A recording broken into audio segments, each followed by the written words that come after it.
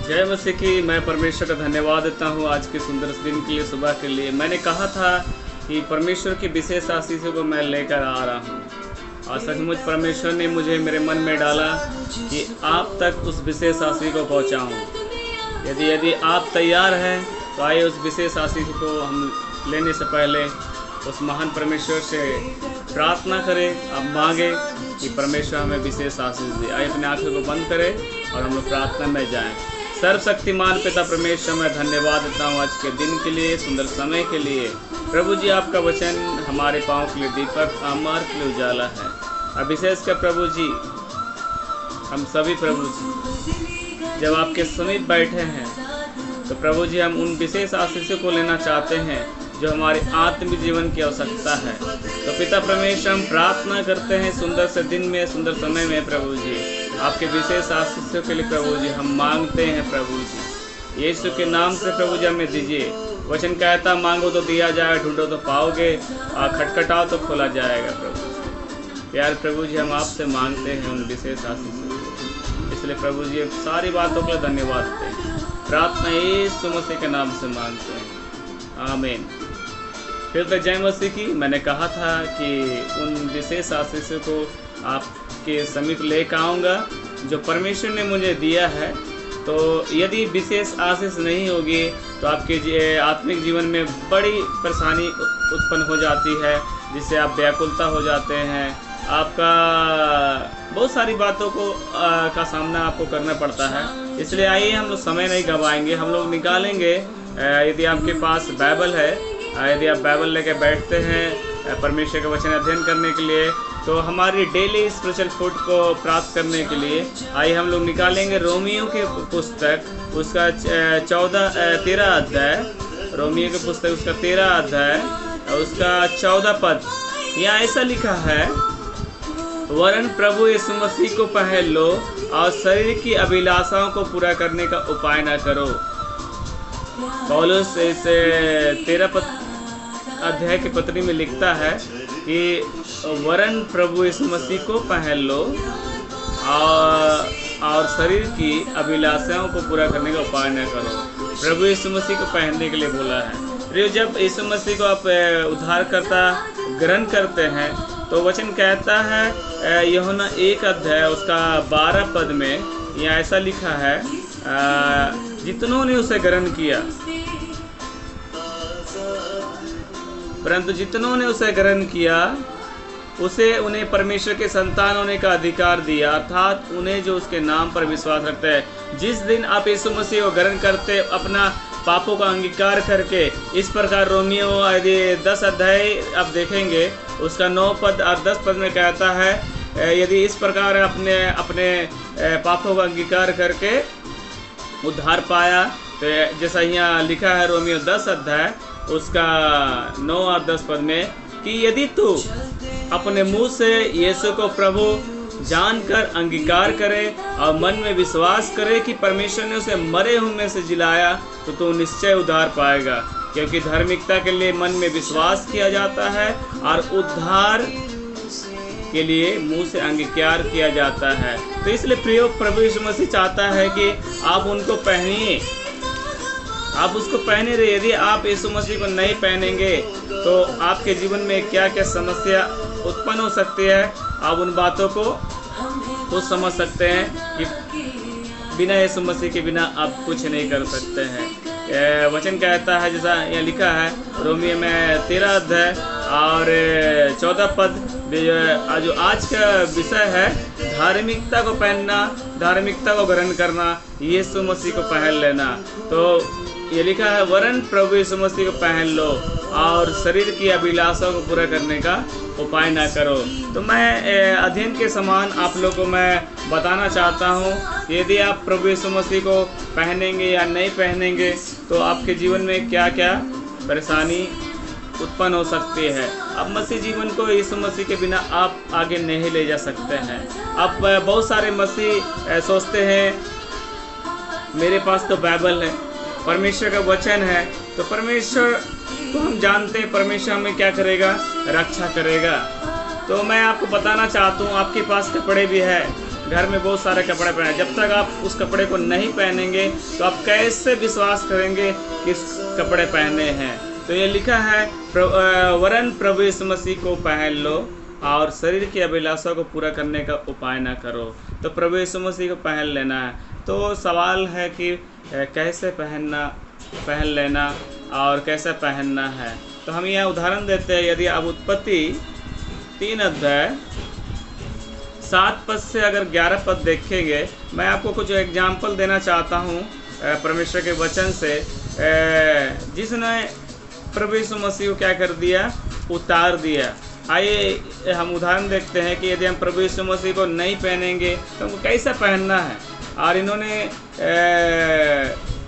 क्यों उतारा, उन बातों को देखेंगे। और यदि उतार देंगे हमारे जीवन में क्या परेशानी है, उन बातों को जल्दी से आइए देखते हैं।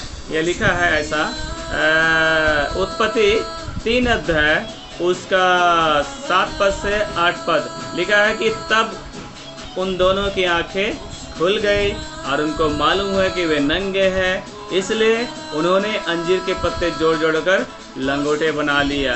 तब परमेश्वर जो दिन के ठंडे समय वाटिका में फिरता था उसका सब सुनाई दिया, और तब आदम और उसकी पत्नी वाटिका के वृक्षों के बीच जो यहोवा परमेश्वर से छिप गए। तब यहोवा ने पुकार कर आदम से पूछा, तू कहाँ है? आदम से पूछा, तू कहाँ है? उसने कहा, मैं तेरा शब्द बारी में सुनकर डर गया, क्योंकि मैं नंगा था इसलिए छिप गया। उसने कहा, मैंने परमेश्वर ने कहा, किसने तुझे बताया कि तू नंगा है? जिस वृक्ष का फल खाने को मैंने तुझे बरजा था, क्या तूने उसका फल खाया? आदम ने कहा कि जिस स्त्री को तूने मेरे संग रहने को दिया उसी ने बोलता है कि वृक्ष का फल मुझे दिया, मैंने खाया। और तब यह परमेश्वर ने स्त्री से कहा, तूने क्या किया? स्त्री ने कहा, सर्प ने वो ये वाटिका बहका दिया और तब मैंने खाया। तो हम यहाँ देखते हैं कि इन्होंने क्या कर दिया, जो महिमा का अवस्था, जो धार्मिकता का अवस्था पहना था, उन्होंने क्या है, उतार दिया। उतारने के बाद उनको मालूम है कि वे नंगे हैं। यदि आप परमेश्वर के यीशु मसीह के वस्त्र को, यीशु मसीह को उतार देंगे तो आप आत्मिक नंगे हो सकते हैं, क्योंकि परमेश्वर ने कहा था। आइए उस बात को देखेंगे, क्या कहा था। बहुतों को परमेश्वर का वचन याद नहीं रहता, इसलिए मैं परमेश्वर का वचन याद दिलाना चाहता है कि परमेश्वर ने आदम और हवा को क्या कहा था। आइए उत्पत्ति 2 अध्याय 17 और 18 पद को पढ़ेंगे। पर भले या बुरे के ज्ञान के वृक्ष का जो वृक्ष है उसका फल तो कभी ना खाना। मैंने भले और बुरे का वृक्ष का फल है तो बोलता उसका कभी मत। परमेश्वर ने कहा इसे आदम और हवा से, क्योंकि जिस दिन तो उसका फल खाएगा उस दिन अवश्य मर जाएगा। तो परमेश्वर ने इतनी आज्ञा दिया, कोई बड़ी आज्ञा नहीं दिया था कि परमेश्वर ने समझा दिया था। यदि भले बुरे का वृक्ष का फल खाएंगे तो क्या हो जाएंगे आप,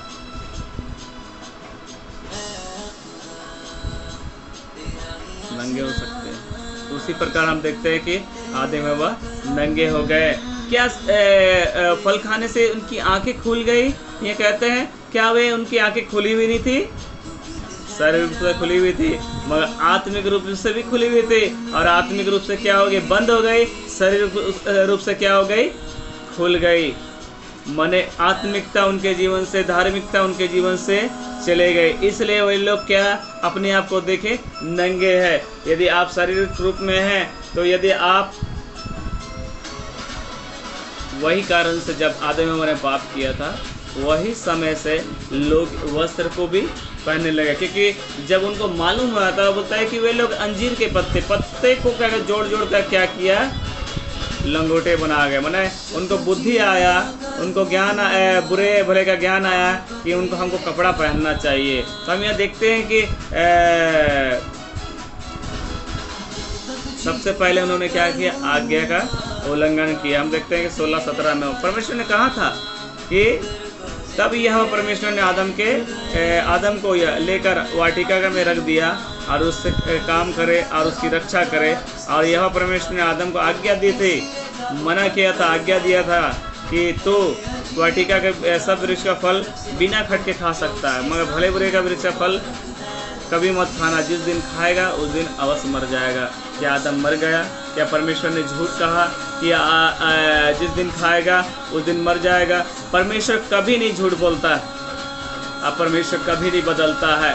सचमुच आदम में क्या हो गया? आत्मीय रीति से क्या हुए? मर गए। इसलिए उनको पता चला कि वे नंगे हैं। जो लोग आत्मिक रीति से मरे हुए हैं वे लोग सचमुच क्या हुए? शारीरिक रीति से भी वो लोग नंगे हैं। तो हम यह देखते हैं दूसरी बात 3 अध्याय उसका 7 पद अगर हम लोग पढ़ रहे थे तो बोलता है कि उन्होंने अपनी समझ का सहारा लिया। तो वचन कहता है, मैं जब उद्धार नहीं पाया था तो परमेश्वर ने डायरेक्ट मेरे जीवन में बात किया था। नीति वचन उसका 3 अध्याय 5 पद, परमेश्वर ने अपने वचनों के द्वारा मुझे डायरेक्ट बात किया कि ये लिखा है, मैं पढ़ देता हूँ। लिखा है, तू अपनी समझ का सहारा मत लेना, वरन संपूर्ण मन से यहोवा पर भरोसा रखना। यदि आप अपनी समझ का सहारा लेंगे तो आप वैसे ही क्या करेंगे? लंगोटे बना बना के पहनेंगे, क्योंकि उनको पता चला कि वे क्या है? नंगे हैं। आज बहुत सारे मसीह ऐसे ही कर रहे हैं, अपनी समझ का सहारा ले रहे हैं, है ना? बोलता है कि मेरी ज़िंदगी है, मैं चाहूँ जो करूँ, मैं चाहूँ वो करूँ, है ना, मेरी मर्जी, ऐसा कहते हैं। इसलिए उनको बाद में जब कष्ट होता तो परमेश्वर को पुकारते हैं, परमेश्वर के लोगों के पास जाते हैं, कहते ब्रदर बहन मेरे लिए प्रार्थना कर दीजिए, मैं इन समस्याओं में पड़ा हूँ। जब पूछने के कारण से तब उनको क्या करता है? बहुत सारे लोग तो मने ऐसे लोग होते हैं जो अपने गलतियों को मानते नहीं हैं, छिपाते हैं, जिससे उनके जीवन में बहुत सारी हानि हो जाती है। तो मैं आपको बताना चाह रहा था, आप पर में जब यीशु मसीह ने कहा कि अपने वचनों में रोमियो 13 अध्याय उसका 14 पद में कहता है कि वरन प्रभु यीशु मसीह को पहन लो और शरीर के अभिलाषा को पूरा करने का उपाय न करो। तो मैंने कहा कि सवाल किया कि आप कैसे पहन ले, कैसे आपको लेना है, कैसे पहनना है? और तब यहाँ देखते हैं कि पहले मैंने बताया कि उन्होंने पहले आज्ञा उल्लंघन किया, दूसरे उन्होंने अपनी समझ का सहारा लिया, तीसरा उसने कहा झूठ का सहारा लिया। और उसका ये 3 अध्याय उस पर 3 अध्याय उसका 12 पद पढ़ेंगे।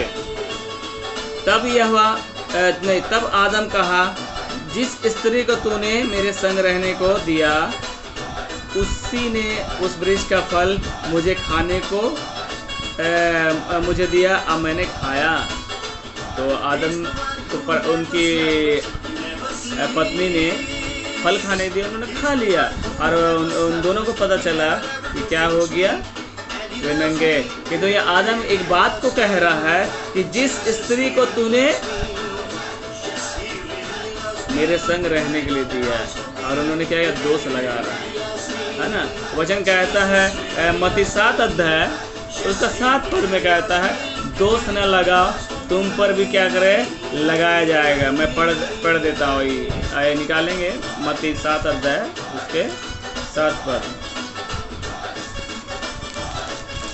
यहाँ ऐसा लिखा है,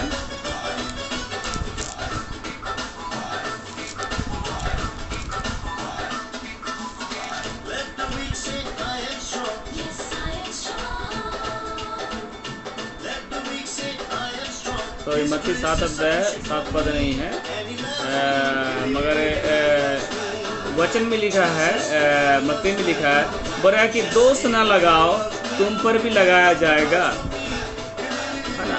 हमें दोष नहीं लगाना है। यदि आप दूसरे को दोष लगाएंगे तो आप पर भी क्या करेगा? लगाया जाएगा। इसी पहाड़ी उपदेश में भी हम पाते हैं, ये हमको क्या दोष नहीं लगा रहा। यह आदम क्या कर रहा है? अपनी पत्नी को, अपने अंधाग्नि को क्या कर रहे? दोष लगा रहा है। परमेश्वर से कह रहा है कि जिस स्त्री को तूने दिया है। आजकल बहुत सारे मसीह ऐसे हैं, अपने माँ बाप को कहता है कि तूने तो इस स्त्री को मेरे विवाह, मैं तो अपनी पसंद से शादी नहीं किया, है ना? दोष लगाते हैं। इसलिए आदम भी वही ऐसे कह रहा है कि आदम ने कहा जिस स्त्री को तूने मेरे संग रहने को दिया उसी ने मुझे वृक्ष का फल मुझे दिया और मैंने खाया। तो हम ये देखते हैं तीसरी बात, उन्होंने क्या किया? झूठ का सहारा लिया।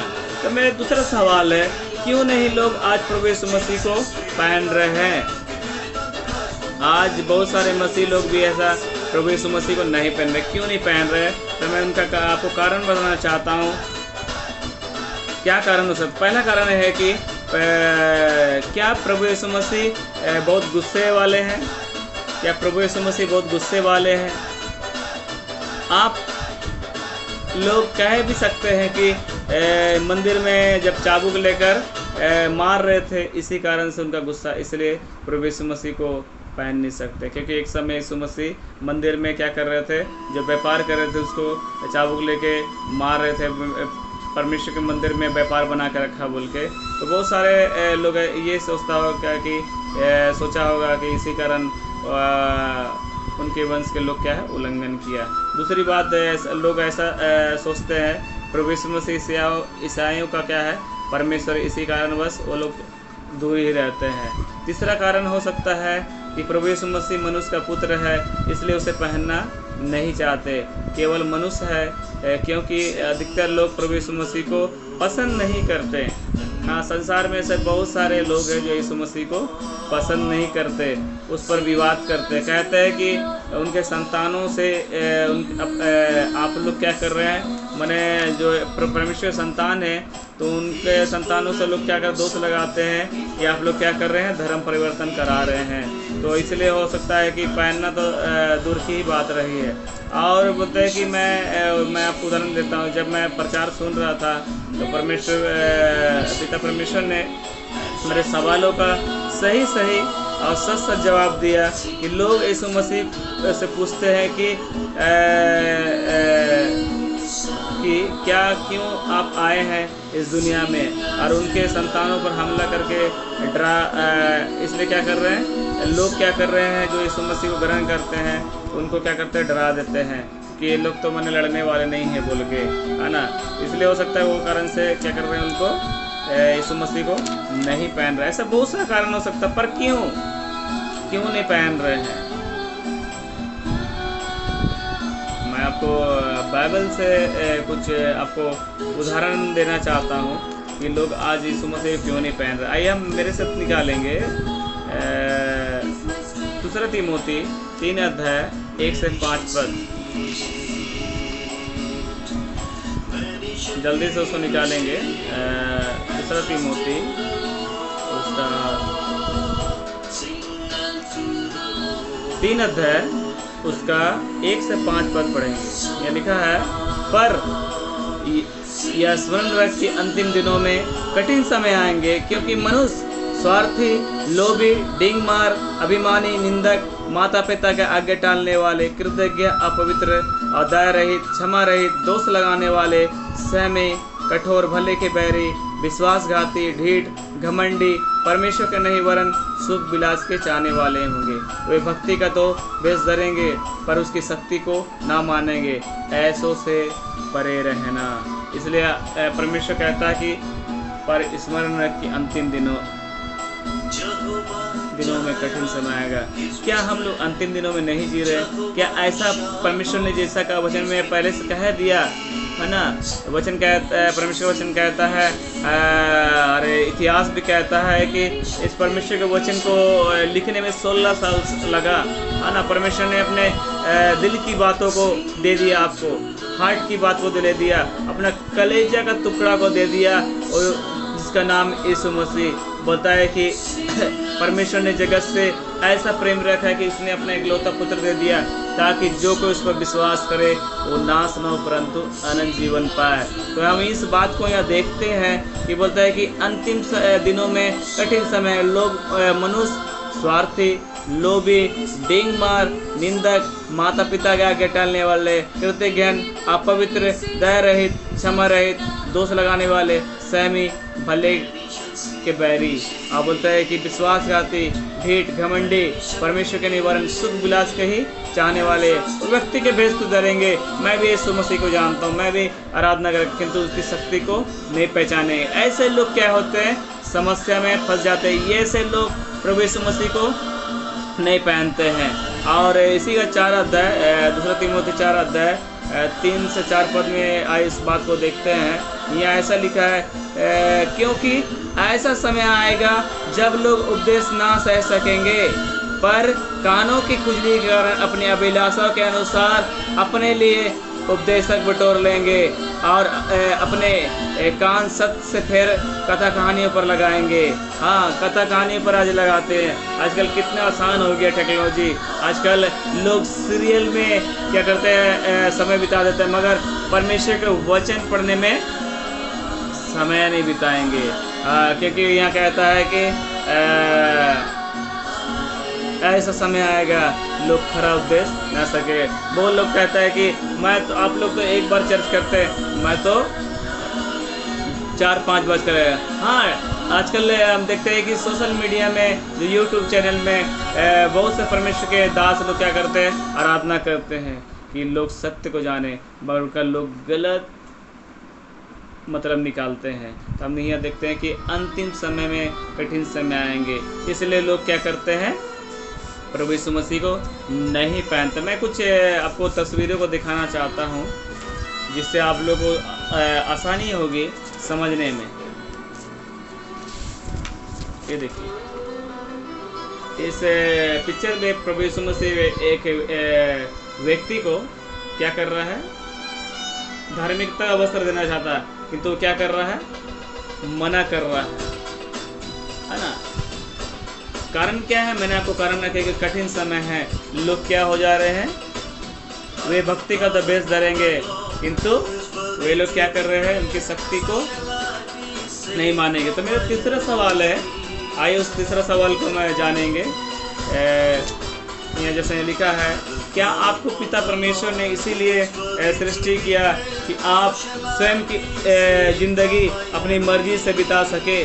क्या परमेश्वर ने आपको इसलिए सृष्टि किया कि आप अपनी मर्जी का ज़िंदगी बिता सके? तो यदि अपनी मर्जी का ज़िंदगी बिता सके तो मैं आपको उदाहरण बताना चाहता हूँ। तो आइए उत्पत्ति 6 अध्याय निकालेंगे। 6 पद में ऐसे लोगों के लिए परमेश्वर क्या कहता है, इस बात को देखेंगे। उत्पत्ति 6 अध्याय 6 पद में वह कहता है, यहोवा पृथ्वी पर मनुष्य के बनाने से पछताया और वह मन में अति खेदित हुआ, है ना। यदि आपके माता पिता भी कहते हैं कि तुमको पैदा करके मैं बहुत बड़ा नुकसान उठा रहा हूँ, तुम्हारा मर जाना ही ठीक था। ऐसे बहुत सारे माता पिता अपने बच्चों के हरकत से ऐसा वो लोग क्या करते हैं, सोचते भी है। इसलिए यह कारण क्या है कि वे लोग प्रभु यीशु मसीह को नहीं पहने। यदि प्रभु यीशु मसीह पहन चुकते हो, धार्मिकता वस्त्र पहनते हैं, उनकी आत्मिकता क्या हो जाती, ढक जाती, और वे लोग आत्मिकता नंगे नहीं होते, और उनके मनों में बुरे विचार कभी उत्पन्न नहीं होता। इसलिए बुरे विचार जिनके मन में उत्पन्न होता है, तो परमेश्वर कहता है कि जो अपनी मर्जी से उनके लिए कहता है, मैं मनुष्य को बनाने से पछताता, मन में बहुत खेदित है।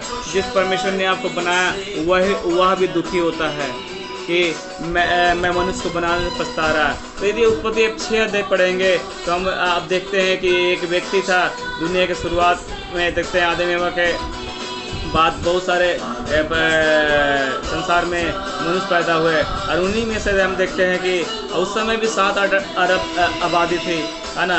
और उस समय देखते हैं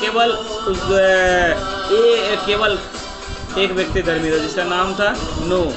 उत्पत्ति 6 अध्याय उसका 9 पद में कहता है, नूह की वंशावली यह है, नूह धर्मी पुरुष और अपने समय के लोगों में खरा था, और नूह परमेश्वर ठीक के साथ चलता रहा। तो यदि आप कठिन समय में यदि आप खरा जीवन नहीं बिताएंगे और यदि आप परमेश्वर के साथ नहीं चलेंगे तो आपके जीवन में क्या है, समस्या आएगा। तो मैं यहाँ बता रहा था, जो अपनी ज़िंदगी से जीवन बिताते परमेश्वर उनके जीवन को बनाने में क्या पछताता और उनसे क्या बहुत खेदित होता है। तो ये हम देखते हैं कि आप सभी चाहते हैं कि परमेश्वर ने आपको सृजन किया, तो क्या उनके मन में बार बार खेदित करें? क्या बार बार आप पाप करते रहें जब परमेश्वर ने आपको बनाया? तो क्या आप सोचते हैं कि अधिकतर लोग सवाल करते हैं तो परमेश्वर को देखा नहीं, तो मेरी माता पिता परमेश्वर और माँ है ना। हाँ, परमेश्वर अपने स्थान में अपनी आपके माता पिता को देगा। इसलिए परमेश्वर कहता है व्यवस्था विवरण में, बोलता अपनी माता पिता का आदर करना। मैं आपको नई बात बताना चाहता हूँ। यदि आप सुबह उठ के आईना देखते हैं तो आप किसके रूप देखते हैं? वचन कहता है उत्पत्ति 1 अध्याय 26 पद में कहता है कि परमेश्वर ने मनुष्य को अपने स्वरूप अपनी समानता बनाया। बता कि हम मनुष्य को अपने स्वरूप अपनी समानता बनाएंगे। जब आप परमेश्वर के अपने स्वरूप अपने समानता में हैं तो आप क्यों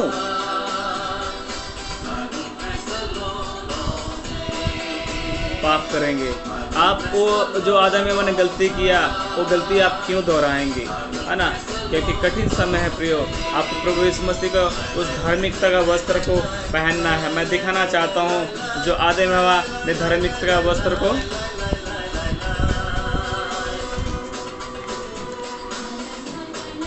उतार दिया। मैं आपको फोटो की तरह दिखाना चाहता हूँ। मैं अपने कलीसिया में उन बातों को क्या कर रहा है मैं बता रहा हूँ, इसलिए आपको भी वही बातों को बता रहा हूँ। यानी आप देख रहे हैं कि वाइट ये धार्मिकता का वस्त्र है। इनको केवल परमेश्वर देख सकता है, इनको शैतान देख सकता है और इनको लोग आपको देख सकते हैं, है ना, कि आपने धार्मिकता का वस्त्र पहना। किंतु हम यहाँ देखते हैं कि लोग क्या कर रहे हैं, प्रभु यीशु मसीह को पहनना नहीं चाहते हैं, क्योंकि वे लोग अपनी मर्जी से क्या है ज़िंदगी बिता रहे हैं, अपनी मर्जी से ज़िंदगी बिता रहे हैं। इसलिए नीति वचन आइए हम लोग पढ़ते हैं। यहाँ कहता है नीति वचन 4 अध्याय, नीति वचन निकालेंगे।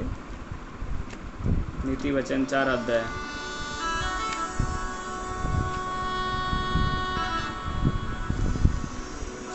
नीति वचन 4 अध्याय निकालेंगे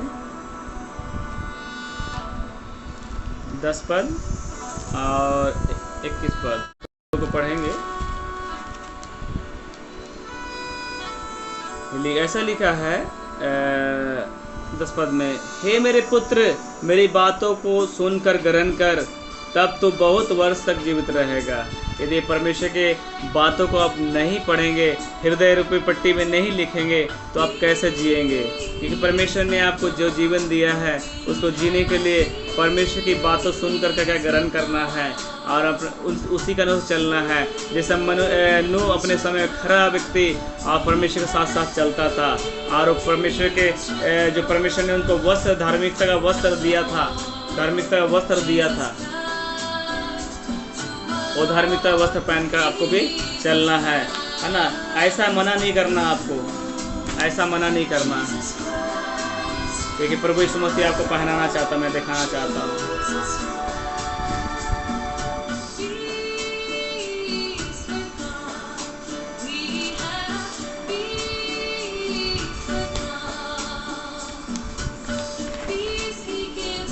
देखिए प्रभु यीशु मसीह आपको पहनाना चाहता है। क्या आप पहनने के लिए तैयार हैं? तो ये कहता है कि हे मेरे पुत्र मेरी बातों को सुनकर ग्रहण कर, तब तू बहुत वर्षों तक जीवित रहेगा। 21 पद में कहता है क्योंकि 21 पद में कहता है उनको अपनी आंखों की ओट ना होने दे, माने आंखों से हटने ना दे, ओझल ना होना दे, वरन मन में धारण कर।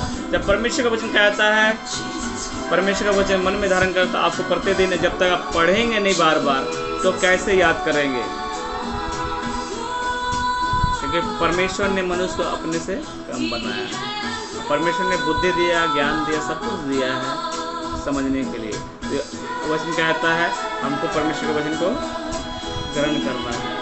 तो मैं आज ये इतने ही आपको मैं बताऊंगा। यदि परमेश्वर की इच्छा हो तो मैं फिर इन बातों को बताने के लिए आऊँगा कि पूर्ण प्रभु यीशु मसीह को पहन लो और शरीर की अभिलाषा को पूरा करने का उपाय ना करो। तो आज के डेली स्पेशल फूड में आप लोग को शामिल होने के लिए मैं आपको धन्यवाद देता हूँ, और परमेश्वर को भी धन्यवाद देता हूँ कि परमेश्वर ने हम लोग को सुंदर से मौका दिया कि सुबह के वक्त डेली स्पिरिचुअल फूड में आने के जो विशेष बात थी उन बातों को बताने में, यदि परमेश्वर की इच्छा हो तो और आने वाले दिन में हम लोग फिर से डेली स्पेशल फूड को खाने के लिए इकट्ठा हो सके और परमेश्वर के नाम को हम महिमा दे सकें। क्योंकि वचन कहता है, जैसे दाऊद कहता है, परमेश्वर का वचन मेरे पाँव के लिए दीपक, मार्ग के लिए उजाला है। मैंने परमेश्वर के वचन को हृदय में रख छोड़ा, उसके विरुद्ध में पाप न हो। यदि परमेश्वर के वचन आपके हृदय में ना रहे तो समस्या ये हो सकती है। क्या आप प्रभु यीशु मसीह को पहनना चाहते हैं? यदि पहनना चाहते हैं तो आइए अपनी आंखों को बंद करेंगे। सर्वशक्तिमान पिता परमेश्वर, मैं आपका धन्यवाद देता हूँ प्रभु जी कि प्रभु जी जितने लोग आज इस डेली स्पेशल फूड में शामिल हुए, तो मैं प्रार्थना करता हूँ प्रभु जी, जैसा वचन में कहता है, वरन प्रभु यीशु मसीह पहन लो और शरीर के अभिलाषा को पूरा करने का उपाय ना करो। प्रभु जी हम लोग ऐसे ही करने पाए और आपका वचन मेरे पाँव के लिए दीपक, मार्ग के उजाला बनने पाए। हम प्रार्थना करते जितने लोग प्रभु जी आपके वचन से प्रेम करते, क्योंकि वचन कहता है प्रभु जी, आपने अपने नाम से निमित्त वचन को ज़्यादा महत्व दो प्रभु जी, क्योंकि वचन मारता है और जिलाता भी है। इसलिए प्रार्थना करते प्रभु जी लोग अधिकतर आपके वचनों को पढ़ सके, क्योंकि प्रभु जी मरने के बाद ऐसा कोई व्यक्ति आपके वचन को नहीं पढ़ने पाएगा, क्योंकि वचन कहता है जितने मृतक है या की स्तुति नहीं कर सकते, क्योंकि ये समय है प्रभु जी, अंतिम समय में हम लोग जी रहे हैं। तो मैं प्रार्थना करता प्रभु जी आपके लोग भजन संहिता 1 अध्याय के अनुसार जैसा कहता है कि दुष्टों को युक्ति के अनुसार ना चले प्रभु जी। हाँ प्रभु जी, पापी को मार्ग न छोड़ना पाए, वरन प्रभु यीशु मसीह को पहन कर प्रभु जी अपनी धार्मिकता का जीवन बिता सके, वही धार्मिकता का वस्त्र पहन के प्रभु जी आपके समीप आने पाए, वचन के समीप आए, वचन के अनुसार जीवन बिताने पाए और गवाही जीवन देने पाए। क्योंकि यदि आप धार्मिकता वस्त्र नहीं पहनेंगे प्रभु जी, हम किसी को गवाही देने नहीं पाएंगे, आपके प्रेम का संदेश नहीं सुनाने पाएंगे प्रभु जी। प्रभु जी मैं आपसे विनती करता हूँ प्रभु जी, उस धार्मिकता वस्त्र देने के लिए मैं धन्यवाद देता हूँ। मैं आपका धन्यवाद देता हूँ प्रभु जी, आपने उस धार्मिकता वस्त्र को दिलवाने के लिए अपने लहू को प्रभु जी दे दिया है, क्योंकि वचन कहता है प्रभु जी पहला पत्रस में, ना सोने चांदी से हमारा छुटकारा हुआ, किंतु मसीह के बहुमूल्य लहू से हमारा छुटकारा हुआ प्रभु जी। प्यार प्रभु जी, सुबह के वक्त जब हम लोग आपके समीप आए हैं, इस सुबह के वक्त प्रभु जी हम आपके नाम की महिमा करने का मौका मिला, आपके वचन जानने का मौका मिला, आपकी आज्ञा प्रभु जी ना मानने के कारण भी जानने का हम लोग मौका मिला प्रभु जी। तो प्रभु जी हम प्रार्थना करते हैं आपके वचन के अनुसार हम लोग जीने पाए, जब तक आपने हमें दुनिया में रखा है। मैं सारी बातों के लिए आपको धन्यवाद देता हूँ, सारा आदर में मैं देते हुए प्रभु जी प्रार्थना प्रभु यीशु मसीह के नाम से मांगता हूँ, आमीन। फिर से जय मसीह की। मैं आपको याद दिलाना चाहता हूँ, ये जो विषय मैं आपको समीप लेकर आया, प्रभु यीशु मसीह को पहन लो, रोमियो 13 अध्याय 14 पद, ये अभी मैंने बस थोड़ा से मैंने आपको बताया, जो परमेश्वर ने मुझे जो समय दिया था तो उस समय में थोड़ा सा बताया। यदि आप और भी इस विषय में जानना चाहते हैं तो हमारे YouTube चैनल में आप आ सकते हैं। हमारे YouTube चैनल है पास्टर चंदन जॉन बोल के, और यदि आप मुझसे जुड़ना चाहते हैं व्हाट्सएप के द्वारा तो मेरा नंबर है 8210331697। तो यदि हमारे आप फेसबुक में आना चाहते हैं तो हमारा फेसबुक है का नाम है इमानुएल प्रेयर हाउस चर्च। तो मेरे नंबरों को आप लिख सकते हैं कि आप मेरे नंबरों के द्वारा आप मुझसे संपर्क कर सकते हैं प्रार्थना के लिए, परमेश्वर के वचन सीखने के लिए। यदि आप लोकल में रहते हैं तो हमारी कलीसिया चलती है हर रविवार सुबह 8:30 बजे से 11 बजे तक चलती है, और शुक्रवार को हमारे उपवास प्रार्थना होती है, और शनिवार को बच्चों का सेवकाई चलती है। अब बहुत सारे जो कलीसिया में सेवकाई होते हैं उसमें चलती है। तो यदि आप चाहते हैं कि आप मुझसे जुड़कर आप परमेश्वर के नाम की महिमा करें, है ना, हम सभी यीशु से जुड़े हैं, किंतु परमेश्वर वचन कहता है कि परमेश्वर के अगुए के अधीन में रहो। तो यदि आप चाहते हैं कि मुझसे जुड़कर आप परमेश्वर की सेवकाई को करें, तो आप मेरे नंबर फिर से मैं आप दोहराना चाहता हूँ नंबरों को 8210331697। तो इन नंबरों में आप व्हाट्सअप कर आप जय मसीह बोल के मुझसे जुड़ सकते हैं। मेरा नाम है रेवरेंड चंदन जॉन। मैं इमानुएल प्रेयर हाउस का सीनियर पास्टर हूँ, और परमेश्वर ने मुझे जो सेवकाई दिया, मेरे सेवकाई के लिए आप प्रार्थना करिएगा कि बहुत सारे लोगों तक परमेश्वर के वचन को पहुँचाना है। इसलिए आप प्रार्थना में मुझे याद करते रहेगा, केवल मुझे नहीं, मेरे परिवार के सदस्यों को, मेरी पत्नी, मेरे बच्चों को याद करिएगा, और मेरे कलीसिया में जितने फैमिली पाए जाते उनको भी याद करिएगा। तो मैं भी, यदि आप निवेदन करेंगे, यदि आप चाहते हैं कि मैं आपके साथ प्रार्थना करूं, तो आप व्हाट्सएप के द्वारा आप मुझसे जुड़कर अपना तो मैं आपको कॉल करूंगा और आपके साथ प्रार्थना करूंगा। कि वचन कहता है, जब दो व्यक्ति एक विषय के लिए प्रार्थना करते हैं, परमेश्वर अपनी इच्छा के अनुसार क्या करता है, उत्तर देता है। तो मैं इतने कहकर आज का डेली स्पिरिचुअल प्रोग्राम को समाप्त करता हूँ। फिर से जय मसीह की। परमेश्वर आप लोग को आशीष दे। परमेश्वर अपने लहू से आपको ढके और आपकी सुरक्षा करे, और हर घटे कमी परमेश्वर अपनी इच्छा के अनुसार पूरा करे। फिर से जय मसीह की।